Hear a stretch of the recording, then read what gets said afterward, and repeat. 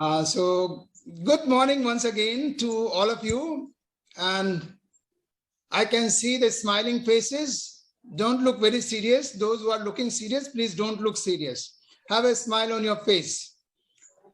Yes, everybody should wear a smile. You know, your smile is your asset. Yes, like that. Like look at Iqra and Sabia, they had a big smile. And you know, Rahul is having a smile, but not very big. And Zahava is having big smile.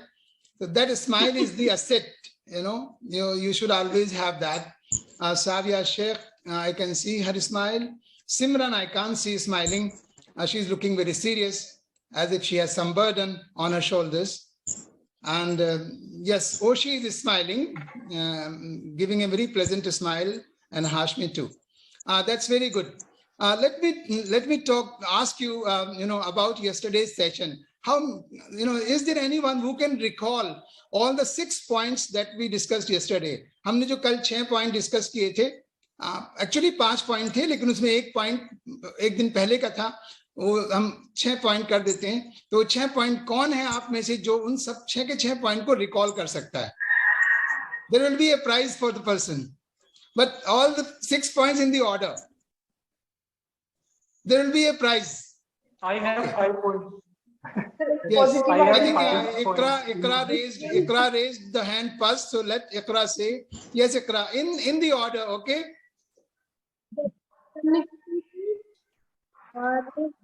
Listening, friendly, patience, or working ethics, or smile. First one is smile. But you didn't do in the order.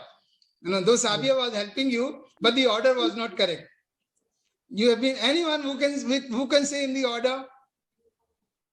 Yes, No, let it be Sabia Sheikh. okay, sir. Sabia Sheikh. First of all, smile.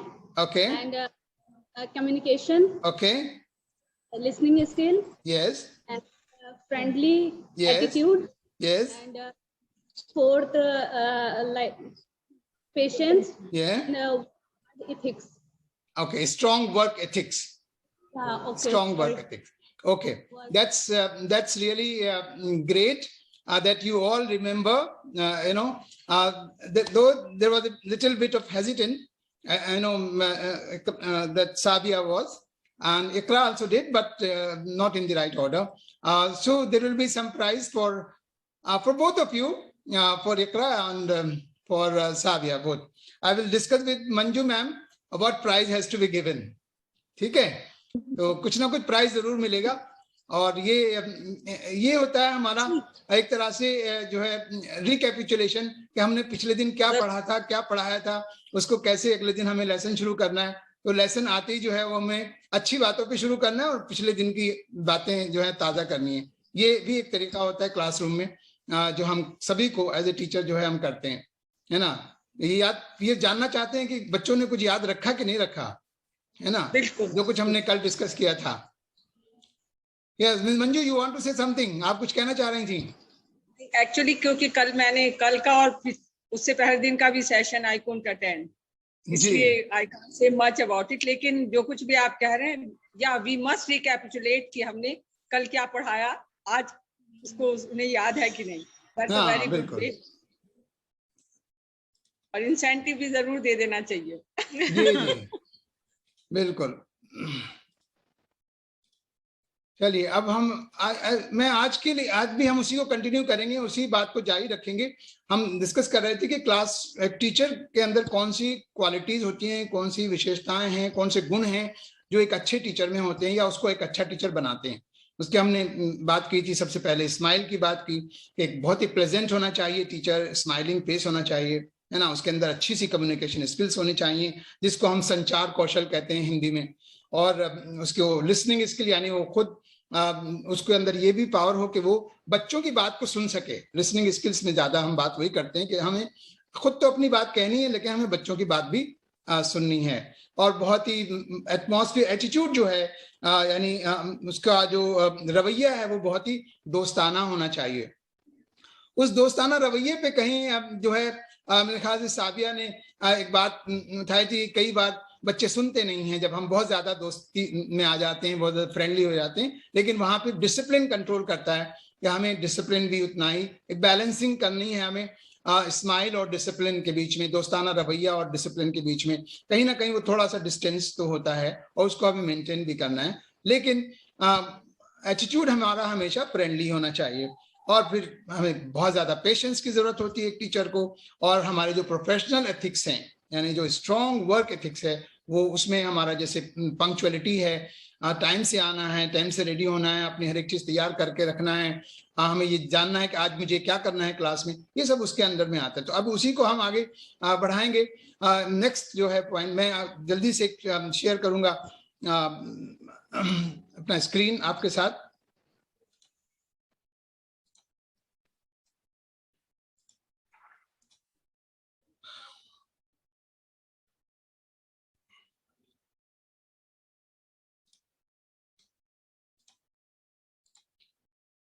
देखिए next जो skill है वो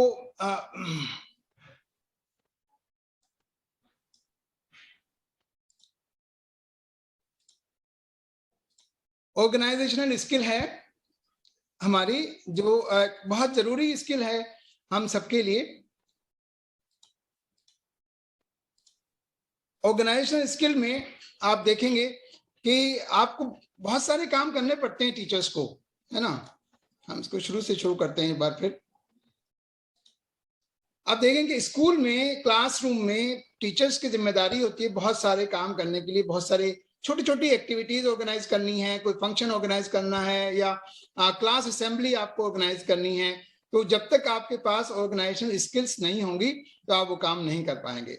और ये सीखा जा सकता है, ऐसा नहीं, कोई ऐसा नहीं है कि हम माँ के पेट से सीख के आते हैं, हमें सीखनी पड़ती हैं। अगर हमारे अंदर वो स्किल्स नहीं है तो हम देखकर भी सीख लेते हैं, हम अपने दूसरे जो एक्सपीरियंस लोग हैं, जो तजुर्बेकार लोग हैं, उनसे देख करके सीखते हैं, अपने बड़ों से सीखते हैं, पूछ करके सीखते हैं अगर आपको नहीं आता है तो। लेकिन वो ऑर्गेनाइजेशन स्किल जो है वो बहुत ही जरूरी है एक टीचर के लिए। A teacher must be a very good organiser, बहुत ही अच्छा ऑर्गेनाइजर होना चाहिए। इसमें आप ऑर्गेनाइजर में आप देखेंगे कि क्लासरूम का हमने देखा, क्लासरूम में जो कई बार क्लासरूम में कई बार जो है वो आप फर्नीचर, ट्रेडिशनल स्टाइल होता है फर्नीचर लगाने का, क्लासरूम में लगा दिया एक ट्रेडिशनल स्टाइल में, लेकिन अब वो जमाना नहीं है। अभी बहुत से लोग जो है वो उसको भी चेंज करते रहते हैं। जो क्लासरूम में सिटिंग अरेंजमेंट है बच्चों का, उसको डिफरेंट स्टाइल में हफ्ते में 10 दिन में जो है चेंज करता है टीचर। नहीं, इस हफ्ते हम इस तरीके से बैठेंगे, इस हफ्ते हम इस तरीके से बैठेंगे। लेकिन जिस तरीके से भी बैठा जाए, जो भी अरेंजमेंट किया जाए, वो बहुत ही ऑर्गेनाइज्ड वे में होना चाहिए। हमारी जो क्लासरूम है उसमें जो हमारी चीजें हैं वो कितनी ऑर्गेनाइज्ड हैं। अगर हमने चार्ट्स लगाए हैं दीवारों पर या नोटिस बोर्ड पर, तो उसको किस तरीके से हमने लगाया है। एक जगह हमने बहुत सारी पिक्चर्स लगाई हैं तो किस तरीके से लगाई, ये सब आपके ऑर्गेनाइजेशनल स्किल्स में आता है कि आप किसी चीज को कैसे मैनेजमेंट करते हैं, कैसे आप उसको ऑर्गेनाइज करते हैं। तो दैट इज वेरी इंपॉर्टेंट। इसके बाद जो नेक्स्ट स्किल है वो आती है आपकी प्रिपरेशन। ये बहुत इंपॉर्टेंट है, इसको बार बार हम जिक्र करते हैं प्रिपरेशन का। ये एक ऐसी कैरेक्टरिस्टिक है actually that makes an outstanding teacher. आप कितना अपने आप को तैयार करते हैं अपने क्लास के लिए, अपने स्कूल के लिए, अपने प्रोफेशन के लिए, कितना आप अपने आप को प्रिपेयर करते हैं, वो आपके अंदर वो प्रिपरेशन स्किल्स हैं या नहीं है, वो आपको एक बहुत अच्छा आउटस्टैंडिंग टीचर बनाती है। स्कूल में वो टीचर बहुत कामयाब होते हैं जो अपने आपको हमेशा हर काम के लिए तैयार रखते हैं। तो वो जो प्रिपरेशन है वो हमेशा, यानी एनी टाइम कुछ भी आपसे कहा जाए, आप yes I am ready for that. यानी वो जो प्रिपरेशन है वो बहुत जरूरी स्किल है, वो आपके अंदर होनी चाहिए। कुछ भी आपको इमीडिएटली कहा गया कि जाइए फला क्लास है, आप उसको देख लीजिए, तो आपको एक पहले से कुछ दिमाग में होना चाहिए कि मुझे आज इस क्लास में जाना है तो मुझे ये काम करना है। अगर अचानक भी आपको कोई काम दे दिया गया तो उसके लिए भी आप रेडी हैं, yes I can do that. पहले से कोई प्लान होते हैं जहन में, अगर मुझे किसी फ्री पीरियड में भेजा जाएगा तो उसके लिए मुझे ये करना, वहां जाके खाली बच्चों को सुलाना नहीं है, हेड्स डाउन नहीं कराने, और ये नहीं कहना है heads down and close your eyes, know that should not be done, है ना। वो आपको नहीं करना है, बल्कि वहां भी आपको कुछ ना कुछ तैयारी करनी है। नेक्स्ट जो है वो आपकी अगेन डिसिप्लिन स्किल्स आ जाती हैं। डिसिप्लिन स्किल्स, वही जो हम बैलेंसिंग वाली बात करते हैं कि डिसिप्लिन बहुत इंपॉर्टेंट है। अगर डिसिप्लिन होगा क्लास में तो that will promote positive behaviour in the class. Discipline है, लेकिन डिसिप्लिन का ये मतलब नहीं है कि रेजिमेंटेशन हो जाए, जैसे आर्म फोर्सेस में होता है ना, कि नहीं कोई कुछ बोल नहीं सकता है, कुछ सुन नहीं सकता है, वो उस तरह का रेजिमेंटेशन को हम डिसिप्लिन नहीं कहते। डिसिप्लिन का मतलब है कि अनुशासन हो और जिसमें बात कही भी जाए और बात सुनी भी जाए, और एक learning, teaching and learning atmosphere class में हो, तो पॉजिटिव बिहेवियर के लिए वो बहुत ही अच्छा होता है। डिसिप्लिन स्किल्स आपके अंदर होनी चाहिए। अपने बच्चों को जो आपके सामने, आपके साथ हैं, आपकी जिम्मेदारी है, उनको आप कैसे कंट्रोल करते हैं, वो बहुत जरूरी है। उसके बाद फिर एक अगेन वही एनवायरनमेंट और फ्रेंडली एटीट्यूड की बात आ जाती है कि स्टूडेंट फ्रेंडली टीचिंग एनवायरनमेंट होना चाहिए क्लास में। यानी हम सबका मकसद क्या है, व्हाट इज आवर एम? हम सब जब क्लास एज ए टीचर हम क्लास में जाते हैं तो what is our main objective, what is our purpose, why are we there? हम स्कूल में क्यों हैं? हम स्कूल में हैं बच्चों के लिए। अगर बच्चे नहीं है तो हमारा कोई वहां पर मीनिंग नहीं है। We have no meaning there, नहीं, देयर आर नो चिल्ड्रन। तो हमारा जो मेन ऑब्जेक्टिव है, जो मेन मकसद है, वो बच्चा है। और अगर बच्चे को हमने वो एनवायरनमेंट नहीं दिया जिसमें वो सीखेगा, तो फिर हमारा वहां पे रहना फजूल है, उसका कोई फायदा नहीं है। तो इसलिए हमें ऐसा, जो स्टूडेंट है हमारे सामने, जो बच्चा है हमारे सामने, हमें उसके साथ एक फ्रेंडली टीचिंग एनवायरनमेंट क्रिएट करना है। वही जहां हमने ट्रस्ट पैदा करना है। जब बच्चा आपके पास आते हुए, बच्चा आपके पास आते हुए ये कहे कि नहीं, मैं अपनी बात को अपने टीचर के साथ शेयर कर सकता हूँ, वो एक फ्रेंडली, उस तरह का फ्रेंडली एटमॉस्फेयर हो। हमें डर नहीं पैदा करना है, खौफ नहीं पैदा करना है। बच्चा कभी डर से नहीं सीखेगा। अगर उसके अंदर आपने खौफ पैदा किया तो वो सीखेगा नहीं। इसलिए वो खौफ का माहौल नहीं बनाना है, बल्कि एक फ्रेंडली टीचिंग एनवायरनमेंट हमें क्रिएट करना है। कभी भी बच्चे को, यानी हमने आपको जो है उस तरह का माहौल हो कि बच्चा जो है अपने आप से सवाल पूछ सके, आपसे एक सवाल कर सके और आप उसके सवाल का जवाब भी दे सकें in a very friendly manner. Last for the day comes respectful. Number 10 is respectful attitude. Now respectful attitude, 3-4 चीजें हैं जो आपको बड़ी अपने बिठा लीजिए अपने जहन में कि कभी भी बच्चों को हमें ऐसे नहीं, उनको थ्रेटन नहीं करना है, यानी धमकाना नहीं है। वो टोन जो धमकी वाली टोन होती है वो नहीं होनी चाहिए। कभी किसी बच्चे का मजाक नहीं बनाना है। Don't make fun of any child, don't mock any child. और इंसल्ट, कभी किसी बच्चे की इंसल्ट नहीं करनी है। आजकल जो बच्चे हैं, आप घरों में भी देखेंगे कि छोटे से छोटा बच्चा भी जो है, अगर आपने अपने छोटे भाई को अगर आपने किसी रिश्तेदार के सामने या उसके दोस्त के सामने डांट दिया तो वो बुरा मानता है। वो कहता है नहीं, अगर आपको डांटना ही था तो मुझे अकेले में डांट लेते, उसके सामने क्यों डांटा, है ना। तो उसकी इंसल्ट नहीं करनी है और ना ही उसको टीज करना है। रेस्पेक्टफुल एटीट्यूड होना चाहिए हमारा जो है। हमें बच्चे से, अगर हमें बच्चे से अपने आप के लिए रिस्पेक्ट करानी है तो हमें बच्चे को प्यार करना होगा। We have to give respect and take respect. It's a matter of give and take. We have to, as a teacher we love the child and in return what we get respect and we get love also. Children also will love you. If you love the children, they will ultimately love you. That is very important. बहुत ये सब चीजें बहुत जरूरी हैं। और अगर हम ये सब नहीं करेंगे, मान लीजिए हम बच्चे को थ्रेट करते हैं, हम उसका मजाक बनाते हैं, उसकी इंसल्ट करते हैं, तो ये सब जो है उसको we will term it as bullying, यानी उसको बुलिंग कहते हैं। और बुलिंग कोई भी कर सकता है, टीचर भी कर रहा है या स्टूडेंट भी कर रहा है, तो स्टूडेंट बुलिंग भी रोकना है। एक स्टूडेंट दूसरे स्टूडेंट का मजाक ना बनाए, एक स्टूडेंट दूसरे स्टूडेंट की इंसल्ट ना करे। ये चीजें, ये माहौल हमने शुरू से पैदा करना, क्योंकि हमारा एक नया स्कूल है, तो ये चीजें हमें शुरू से करनी है। यस, ये चीजें हमें, चूंकि ये नया स्कूल है तो कुछ ट्रेडिशंस हमें अपने स्कूल में, अपने इस विद्यालय में पहले दिन से हमें वो ट्रेडिशंस सेट करनी है, वो माहौल हमें सेट करना है। I think Mrs Manju will be able to explain to you because she is from that background, कि हमें एक माहौल ऐसा बनाना, नॉट रेजिमेंटेशन। डिसिप्लिन का मतलब रेजिमेंटेशन नहीं है।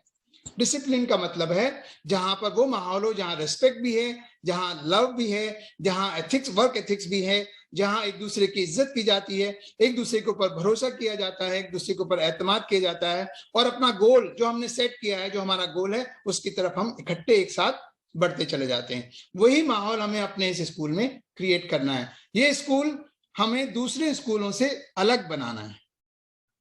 हम जानते हैं सभी स्कूलों का, हम किसी स्कूल की बुराई नहीं करेंगे, लेकिन बहुत सारे स्कूलों में हम देखते हैं किस तरह का माहौल होता है। हमारे teachers, international academy of scholars का teacher, international academy of scholars का मैनेजमेंट, हमारा एटीट्यूड सबसे अलग होगा। We have to be different. और वो डिफरेंट कैसे होंगे? जब वो डिफरेंस जो है वो विजिबल होना चाहिए, वो दिखाई देना चाहिए कि हाँ ये स्कूल जो है, इंटरनेशनल एकेडमी ऑफ स्कॉलर जो है, ये एक अलग तरह का स्कूल है। यहाँ के बच्चे अलग हैं, यहाँ के टीचर्स अलग हैं, उनका बोलने का स्टाइल अलग है, उनका सब कुछ अलग है। ये चीजें हमें दिखानी। तो बहरहाल हमने ये आज जो हमने 2 दिन में जो हमने डिस्कशन किया जिन क्वालिटीज के ऊपर, उन क्वालिटीज को आप ध्यान दें और नोट करें, और उन क्वालिटीज को कोशिश करें सीखने की, अर्न करने की, कि उनको आप अपनाने की कोशिश करें कि हमें एक अच्छा, क्योंकि आप इस प्रोफेशन में आ गए हैं, आप इस प्रोफेशन में आए हैं by choice, not by force, है ना। जब आ गए तो अब आ गए। Now we have to rise in this profession only. We have to be the best. Whatever profession we have taken, in that profession we have to be the best. वो हमारा एक एटीट्यूड होना चाहिए। ठीक है। Now anybody wants to say anything? Ms. Manju, you want to comment on this? Yeah, definitely. If whatever we talk, we don't imbibe in our attitude, it doesn't work. And I have been talking to teachers that we have to learn to reach out to children. We cannot condemn, we cannot insult them, because that is damaging them forever.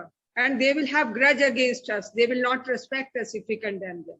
So respect is mutual, Mr. Anis, as you said. हम respect करेंगे, we will be get respect. Yes. We cannot afford to insult a child. Correct. आजकल के time में क्या कभी भी ये नहीं हुआ. It is मतलब universal truth मैं तो कहूंगी कि अगर आप respect नहीं करोगे, you will not get respect. Yeah, it is a matter of give and take. Yeah, it's matter of give and take. और बच्चे को कंफर्टेबल फील करना चाहिए आपकी क्लास में. He should not be afraid of. Yes. और जो teacher, I have been telling them time and again कि जो टीचर prepared अपनी क्लास में जाता है 40 मिनट्स के पीरियड में 60 मिनट्स की प्रिपरेशन के साथ जाता है, उसकी क्लास में कभी बच्चे शरारत नहीं करते. And children understand these days how much the teacher is prepared. तो आप अफोर्ड नहीं कर सकते अनप्रिपेयर्ड जाना क्लास में. अगर आपको किसी दिन बच्चे को खिलाने ले जाना, आप ले जाइए, बट आप ये नहीं कर सकते कि आपको कुछ नहीं आता और आप क्लास में जाके खड़े हो जाइए, चाहे वो नर्सरी क्लास है चाहे वो केजी है. नहीं, बच्चों को आप अगर खिलाने भी ले जा रहे हैं, मैदान में भी ले जा रहे हैं, तो वहां भी आपके पास प्रोग्राम होना चाहिए, मुझे क्या करना है वहां मैदान में ले जाकर.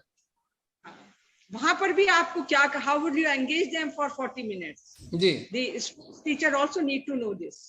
हाँ, तो वो भी एक प्लान एक्टिविटी होती है कि मुझे अगर मैं लेके जा रहा हूँ बाहर, तो मुझे ये एक्टिविटी करनी है. वहां ले जाकर ऐसे नहीं तुम खेलो, जो तुम्हें करना है करो, मैं एक तरफ कोने में खड़ा हूँ या खड़ी हूँ, तुम कर लो. नो, वो नहीं. वहां भी लेके जाना तो वही प्लान्ड एक्टिविटी होनी चाहिए कि मुझे ये काम करना है, और स्ट्रिक्टली अंडर योर ऑब्जर्वेशन. जी राहुल, आपको कुछ कहना है? यस सर, एक्चुअली यही है जो स्किल आपने बताए हैं सारे, ये सारे इम्पोर्टेंट है. कल मैंने जो बताए थे उनमें से 2 बहुत इंपॉर्टेंट थे मेरे लिए. एक तो लिसनिंग स्किल भी बहुत इंपॉर्टेंट है, क्योंकि जब तक हम बच्चे को अंडरस्टैंड नहीं करेंगे तो हम उसको कुछ नहीं समझा सकते. क्योंकि हम सोचते हैं कुछ प्रिपरेशन करके आते हैं कि हमें ये पढ़ाना है, अगर बच्चा ही उस लेवल तक नहीं है तो उसके लिए उसका कोई बेनिफिट नहीं है. पहले हमें ये जानना है कि बच्चे का लेवल क्या है. एक्चुअली जब हम इंडिविजुअल बच्चे का लेवल जान लेंगे तब हम प्लान करेंगे, तब वो सक्सेसफुल भी होगा. हम ये नहीं कि घर से एक प्रिपरेशन करके आएंगे और उसको पूरी क्लास को बता देंगे ऐसा करना है, तो उससे इतना बेनिफिट नहीं होगा बच्चों. बिल्कुल बिल्कुल सही बात है. ओशी कुछ कहना चाह रही हैं, कुछ लिख रही हैं ओशी बहुत ही ध्यान से, और वो कुछ कहना भी चाहती हैं. तो सर मैं ये सब चीजें नोट कर रही थी, मतलब मैं ध्यान रखे इन सब चीजों का. हाँ बिल्कुल सही बात है. और इनको कुछ, साबिया को कुछ कहना है? साबिया हुसैन। सर जैसे कि राहुल सर ने बताया कि हमें पहले बच्चों को सुनना है कि उन्हें There कितना are आता two है, फिर साबियास, मैं साबिया शेख से नहीं कह रहा था, मैं साबिया हुसैन से कह रहा था। सॉरी नहीं, आप बोल सकते हैं साबिया, आप बोल सकते हैं। साबिया हुसैन आपके बाद बोलेंगे। तो जी। पहले उनके लिए, फिर उसके बाद हमें प्लान करना है, प्रिपेयर करना है कि बच्चों के लिए हमें करना क्या है। पहले हमें उनकी जरूर है, हम अपनी थोप नहीं सकते उन पे। हाँ यस सर। सही। हाँ, हाशमी भी कुछ कहना चाहती हैं आज तो। Yes, Hashmi, you can unmute yourself and say something. नहीं? चलिए ठीक है। और सिमरन? सर मैं ये कहना चाहूंगी कि जैसे कल आपने बोला था कि जैसे बच्चे वेलकम होगा तो हम किस टाइप से उसे करें, तो उसके लिए भी थोड़ा डिस्कस करके अच्छे से रिसीव करेंगे, तो वो चीज भी सर डिस्कस हो जानी चाहिए। हाँ, तो ये डिस्कशन जो है ना, ये पहले आप लोग आपस में डिस्कस करें। प्रिंसिपल मैडम वहां पे हैं, मंजू मैडम वहां पर हैं, जहाबा वहां पर हैं, तो आप लोग पहले बैठे एक मीटिंग करें कि हमें पहले दिन 30 तारीख को, हमें मान लीजिए 31 तारीख को अगर बच्चों को बुलाना है, पहला दिन उसको करना है, तो किस तरीके से किया जाए। और आप लोग डिस्कशन करें, फिर हम एक मीटिंग कर सकते हैं। मैं भी उस मीटिंग में ज्वाइन कर लूंगा। लेकिन मैं आप लोगों की सुनना चाहूंगा कि आप लोग क्या चाहते हैं, what is in your mind. Let it be, again, participatory decision. Everybody takes a decision, everybody discusses together, everybody sits together and then discuss. हम सब मिलकर के बैठें, डिस्कस करें, और फिर आप मुझे बताइए कि आपका क्या प्रोग्राम है। अगर मेरे जहन में कोई नई चीज होगी तो मैं आपको बताऊंगा कि हम ऐसा कर सकते हैं, या आपने जो कुछ प्लान बताया उसमें कुछ चेंज करना है, तो I can add through my experience or whatever I can do. But first, give your own suggestions. Think, sit together, discuss, and then we can organize a meeting. Okay, that's all for today. We call it a day. It is a good break for me and for you as well. As I told you earlier, that I feel that I'm there with you when I am there for these 30 minutes. That's why I'm always encroaching upon your 30 minutes, because I want to be there with you. Thank you. Have a great day. Enjoy. Thank you. You too, sir. Have a good day.